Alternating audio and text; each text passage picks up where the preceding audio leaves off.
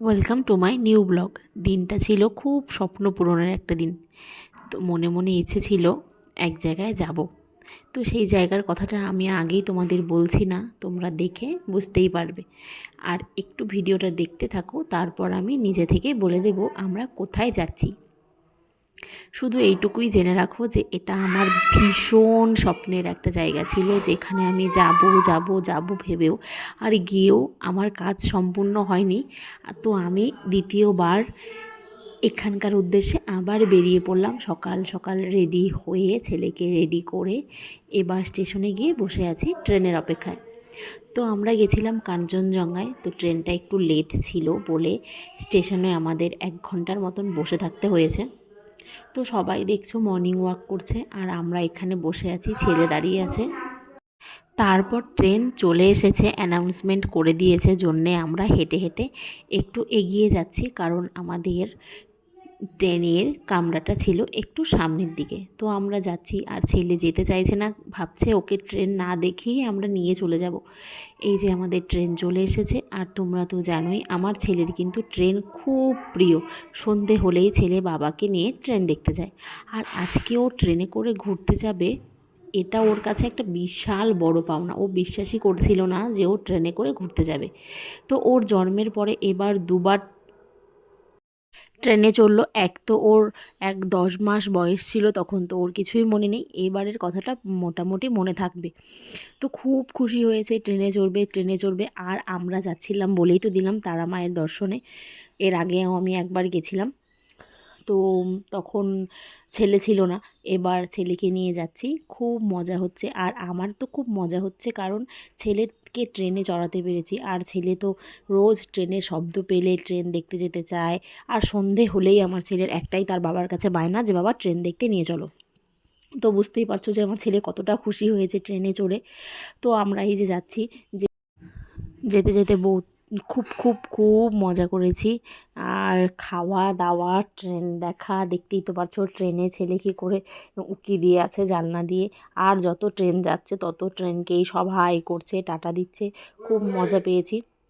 ছেলেকে নিয়ে ভেবেছিলাম যে বাবা খুব মনে হয় হয়রান হয়ে যাব, কিন্তু না না, ছেলেকে নিয়ে আমি এরপর থেকে অনেক জায়গায় ট্রাভেল করতে পারবো। ছেলেকে নিয়ে এই প্রথম লং ট্রাভেলে আমরা গেলাম দূরের জায়গাতে।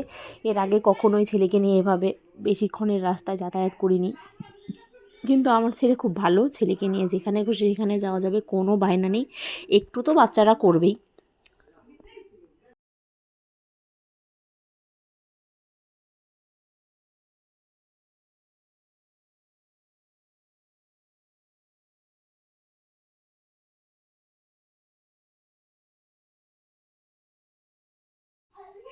তো বাবাকে দেখো ট্রেনে উঠে কত আদর করছে, থ্যাংক ইউ বলছে বাবা আমাকে ট্রেনে নিয়ে আসার জন্যে।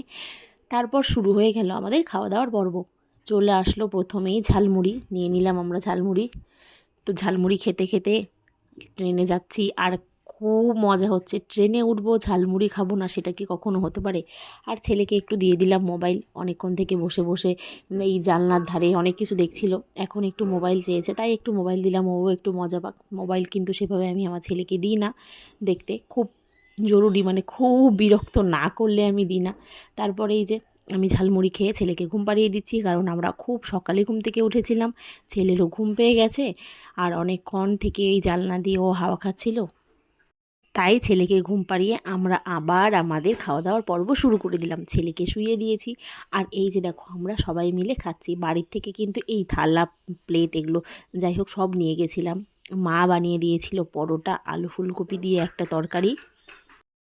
আমার মায়ের হাতের এই আলু ফুলকপির তরকারি আর এই পরোটাটা খেতে আমার কিন্তু ভীষণ ভালো লাগে। এর আগেও হয়তো তোমরা আমার আরেকটা ব্লগে দেখেছো, আমরা কাশিয়াং গিয়েছিলাম, সেদিন আমাদের নিরামিষ ছিল বলে শ্রাবণ মাসে। তো আমার মা ঠিক এই রেসিপিটাই আমাদেরকে বানিয়ে দিয়েছিল। এটা খেতে কিন্তু দারুণ লাগে। আর দেখো গল্প করতে করতে আমার ছেলেও কিন্তু উঠে পড়েছে, খাওয়া দাওয়া সব শেষ হয়ে গেছে। আমরা এবার চলে এসেছি, মনে হচ্ছে এটা এনজেপি স্টেশন ছিল। তো এনজিপিতে গিয়ে আবার খাবো না, সেটা কি কখনো হয়? তোমরা কিন্তু খাওয়াটা একটু পরপর দেখছো, ভেবো না কিন্তু যে আমরা খেয়েই যাচ্ছি খেয়েই যাচ্ছি খেয়েই যাচ্ছি, তা না। কারণ যাত্রা পথটা কিন্তু ছিল অনেকটা টাইমের। তো সকালে আমরা গাড়িতে উঠেই খেয়েছিলাম চা আর ঝালমুড়ি, তারপর খেয়েছিলাম আলু ফুলকপির তরকারি আর পরোটা। তারপর খেয়েছিলাম এনজিপি না মালদাতে গিয়ে আমরা খেয়েছিলাম সয়াবিনের তরকারি, ডাল আর ভাত। এই দেখো কথা বলতে বলতে আবার কত দূর পৌঁছে গেলাম। তোমরা কি কেউ বুঝতে পারছো এটা কোন জায়গা?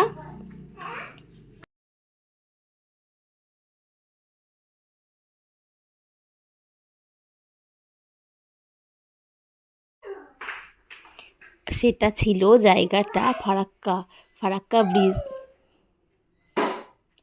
তো এই ব্রিজটাও আমরা পার করে ফেললাম। এই যে দেখো আমার ছেলের আবার কি ধরনের শোয়া, জানলার উপরে গিয়ে শুয়ে আছে কৃষ্ণ ঠাকুরের মতন। আর কি করবে বেচারা, তো সারাদিন দৌড়ঝাঁপ করে অভ্যাস, কিন্তু গাড়িতে বন্দি হয়ে বসে আছে। আবার একটু মোবাইল চেয়েছে, মোবাইলও দেখছে। আমরা কিন্তু গোটা জার্নিটাকে এত সুন্দর এনজয় করেছি, খাওয়া দাওয়া দিয়ে সুন্দর মজা করেছি, গল্প করেছি। কারণ এখানে বরেরও বন্ধু ছিল, আমারও বান্ধবী ছিল, বেশ ভালোই মজা হয়েছে। কথা বলতে বলতে ঠিক আমরা আবার তারাপীঠে পৌঁছেও গেলাম। তারাপীঠে বলতে এখানকার স্টেশনের নাম ছিল রামপুরহাট।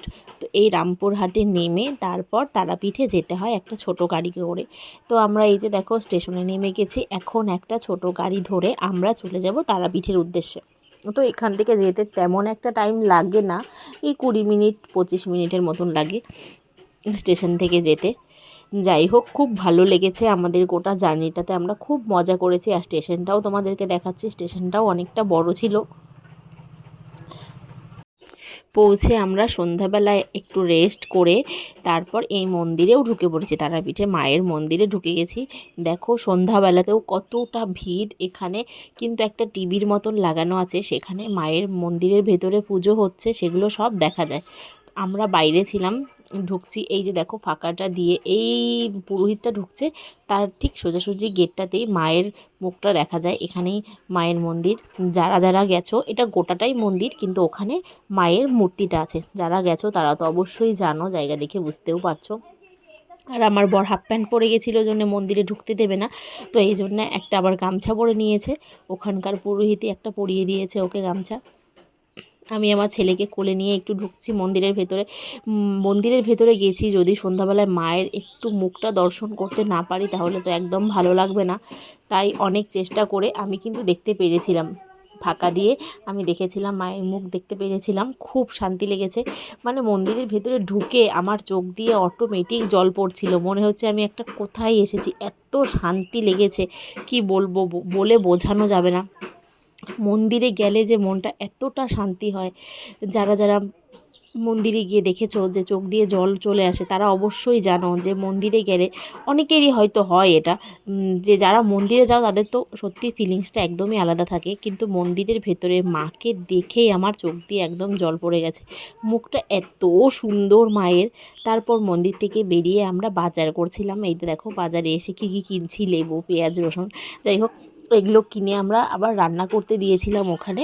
রান্না করতে দিয়ে তারপর হোটেলে চলে এসেছি। এটা আমাদের হোটেল ছিল, এই হোটেলেই আমরা ছিলাম, তারাপদ হোটেলটার নাম। তারপর রান্না ওখান থেকে হয়ে গেলে আবার আমাদেরকে ফোন করবে, গিয়ে আমরা খাবার নিয়ে আসব। তো এই তো আমাদের ছিল এই পুরো একটা যাওয়ার দিন। তারপর তোমরা দেখতে পারবে রাত্রে আমরা কি কি খাই। এই যে লিফটে করে এখন উঠে পড়বো আমাদের রুমে। এই যে চলে গেছি রুমে গিয়ে একটু রেস্ট করছি, কারণ এসে আর রেস্ট করতে পারিনি। এসেই সন্ধ্যাবেলায় বেরিয়ে গেছিলাম মায়ের একটু দর্শন করতে, আরতিটা দেখতে পারিনি, আরতি শেষ হয়ে গেছিলো।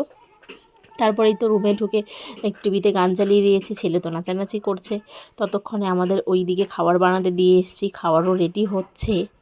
রেডি হয়ে গেলে আবার ফোন করবে, তারপর গিয়ে নিয়ে আসবো। এতক্ষণে ছেলের সঙ্গে একটু রিল্যাক্সে আনন্দ করছি। শুয়ে থাকলে ছেলে যখন আদর করে তখন তো আমার খুব ভাল লাগে, মনে হয় এর থেকে বেশি রিল্যাক্স আর আমি কোনো কিছুতেই করতে পারবো না। ছেলের আদর মানে পৃথিবীর সব থেকে সেরা সেরা অনুভূতি। আর আমার শুয়ে থাকলেই আমার ছেলে আমাকে এত আদর করে যে আমার খুব খুব খুব ভালো লাগে। তারপর আমাদের ফোন চলে এসেছিলো খাবার আনতে যাওয়ার জন্য, ওরা আবার চলেও গেছে খাবার আনতে। রান্না ছিল এখানে লোকাল মুরগি রান্না করেছিল, একদম কষা কষা করে, গরম গরম ভাত, আর ছেলের জন্য খিচুড়ি। আর এখানে ছিল শসা আর লেবু, কাঁচা লঙ্কা। বসে পড়েছি সবাই খেতে। আমাদের ভিডিওটা কেমন লাগলো অবশ্যই লাইক কমেন্ট করে জানিও।